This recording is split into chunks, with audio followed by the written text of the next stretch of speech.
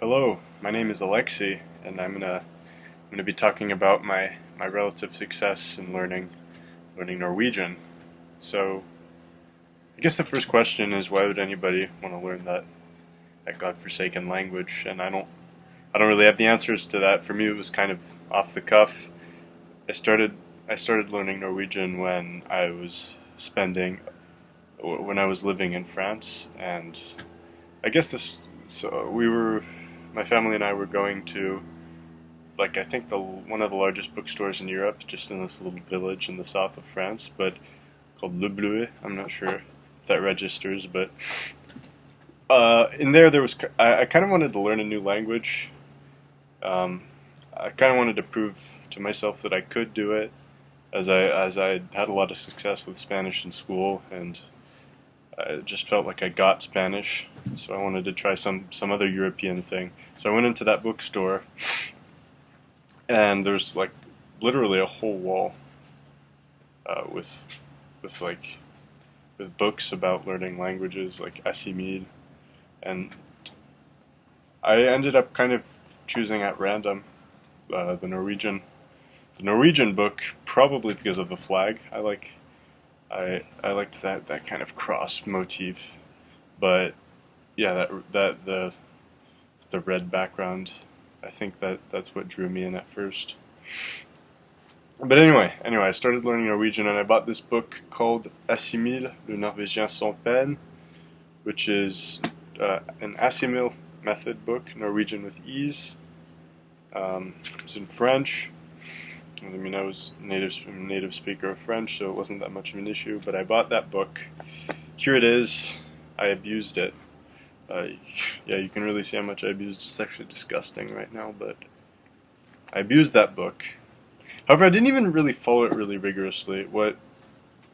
At first I did. I started following this rigorously. I started, following all the directions it gave us, and then I started realizing that this method really wasn't to be used alone, or at least, even though, despite what they claim, that this is all you need, this is a natural way to learn a language. You will be essentially be a baby or something. I don't know. I realize this is pretty much more of a supplement than anything, although it's a great start. So, yeah, the first point I have to make is don't use any method, or don't use a method alone, and don't. And yes, you should stick to every method, but realize what is a supplement to other, I guess, learning avenues. Um, because the reason I say this is because I feel like if one's really intrinsically motivated, or at least just motivated to learn the language, you're gonna search out naturally as many channels as you can, uh, to find out more about the answers to the questions that bug you, and there's gonna be a lot, right? Like, you're gonna want to go down a few trails that bother you, like solving some sort of syntactic idiosyncrasy, or some lexical dilemma. So yeah, the goal is not to rely on one method, because even though they all claim to be all you need to be fluent in a language, it's not true. So there's that. So I guess Norwegian. I'm going to talk about Norwegian now. I mean, on the surface, it's a really easy language to learn. Um, it's Indo-European. It's Germanic. But I feel like Norwegian is almost, in a sort of way, one of. Nah, never mind. That point wasn't valid. Anyway, so you have your kind of standard Germanic syntax and your V2 word order. You have your three noun classes, although I guess the feminine's not really super present, but its use does separate you from like an actual speaker of Norwegian to a textbook learner. Um, yeah, so on the surface, Norwegian seems easy, but once you start digging into it, you realize it's a very large dialect continuum. I mean, as are all languages, but it's pretty dramatic. So, I mean, if your endeavor is to sound like a native speaker, then I recommend you start sifting through that dense linguistic stuff, about a certain dialect. Not everybody's into that sort of thing. I kind of like it, but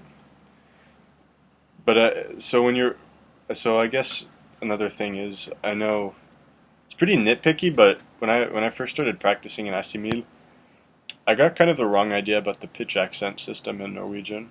Um, you really have to kind of hear the language in order to get it, which is why I think you need this isn't you need supplements to just this method itself, right? You need to hear the language and the pitch accent and to really order in order to really get it and understand what it sounds like. And also the thing is you'll have to have the presence of mind to force yourself to imitate it at all times when you're speaking, right? Because it's weird because I feel like I think some days you can do it effortlessly and some days you just can't do it at all. Um, but I mean, yeah, that's a funny thing. It vacillates, right? So most of the well, all of the instructional materials, maybe only most, but yeah, the instructional materials teach very standard Østnorsk, like Eastern Norwegian, kind of standardized.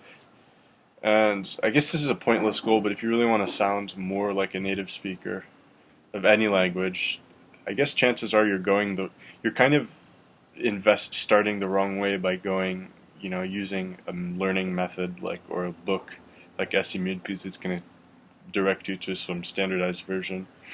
And it's really hard to know if you're going the right way as far as phonology and turns of phrases go. That's kind of like, I think, striving for perfection is kind of, I don't know, vain in a sense.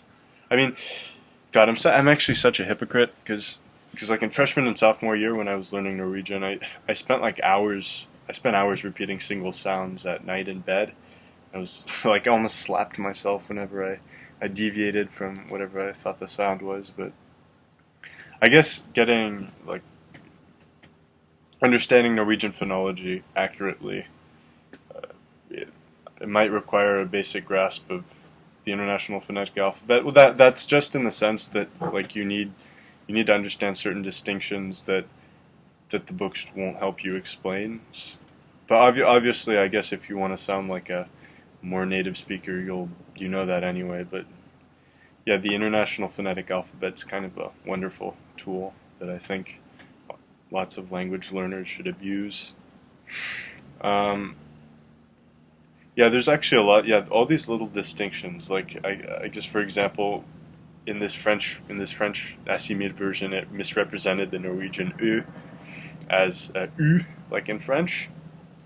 Um, and also there's all that tricky retroflex stuff and distinctions between like the retroflex and palatal fricatives. Anyway, yeah. So I guess that was pretty long about phonology, but I guess once you've started, you're branching out, you're following all these different questions and stuff that bothers you, and you're doing this stuff rigorously, and it takes a long time, but you just have to force yourself to do it. I mean, if you're motivated, you're going to do it anyway. You just follow all the paths of inquiry that interest you. Most important thing is to mix it in with listening, not necessarily listening to the radio or anything like that, but going on YouTube, searching up videos, and preferably videos with subtitles in Norwegian, but things like that. You got to have a full grasp of all the mediums that the language is conveyed through. Yeah, and I guess, and then the thing is, you can start reading news and websites and understanding them through Google Translate pretty early, I think, in the process, and even starting reading books. I mean, the goal is never to wait until you're completely ready for books. Because when I was learning Spanish in Spanish class at school, I started reading books that I clearly wasn't ready for. My proficiency just wasn't up to snuff. But but I think reading that challenging stuff, it's what the hell? Why not do it?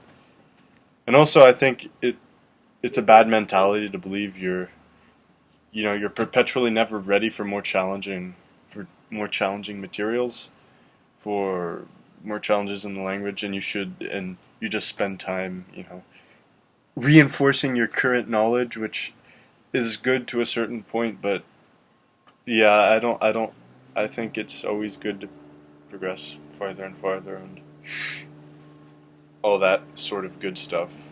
So I've actually stopped studying for a long time, which is unfortunate. Well, that's actually not true, but I've stopped long since stopped studying the grammar of the language. I have a pretty intuitive grasp on that. But what I've been doing now recently is reading lots of books in Norwegian, or reading a few books. I don't know how many I've read so far, maybe like 2 or 3. But my current one I have right here, it is called Krø of Didrik Moritz Holström, and it's kind of a gothic science fiction-ish novel. I don't know, but like there are so many words and so many things I do not understand in this book, but just by virtue of reading somebody's writing style, and naturally in somebody's writing style they'll repeat certain phrases, and they'll just have a fixation on certain, I don't know, certain ways of saying things. It's pretty hard to explain, but you might know what I mean. That really helps because you start saying the same things over and over again, and you can kind of, in a way, copy their diction and, I guess, way of expressing themselves, or at least kind of absorb that. Yeah, this book is very challenging, though, I believe, even though it's like there's lots of stream of consciousness stuff and pretty advanced vocabulary, very specific vocabulary. I also imported from Norway, the motherland herself, this book, which I do not have now, but I bought like tons of like Kurt Wallander, which is actually Swedish crime mysteries, mystery novels, translated into Norwegian, but yeah, Swedish, of Henning Mankell, which were made into a great TV series that I recommend seeing. But I bought some of those, and then this summer I also went up, kind of scoured all of the bookstores on the West Coast for books in Norwegian, and I found a good amount actually. Like I was in Berkeley, and at Moe's Books in Berkeley there was like a whole section of Henrik Ibsen plays. So I'm gonna start reading Hedda Gabler, or Villanden, the wild duck, Hedda Gabler, all that stuff. Some interesting summer reading, I say. But yes, and I managed to get in Powell's Books in Portland, which is a large U.S., probably one of the largest bookstores in the world. They had a full shelf, full 2 rows, literally all Norwegian novels, and this is where I got this Krø novel. So if you live on the west coast of the United States and you want to take a road trip, I would highly recommend scouring those bookstores. It's pretty interesting all the way up and down the coast. But yeah, I hope you can eke some wisdom out of this video. I don't think I really said all that much, but that is all, my friends. I will see you in the future.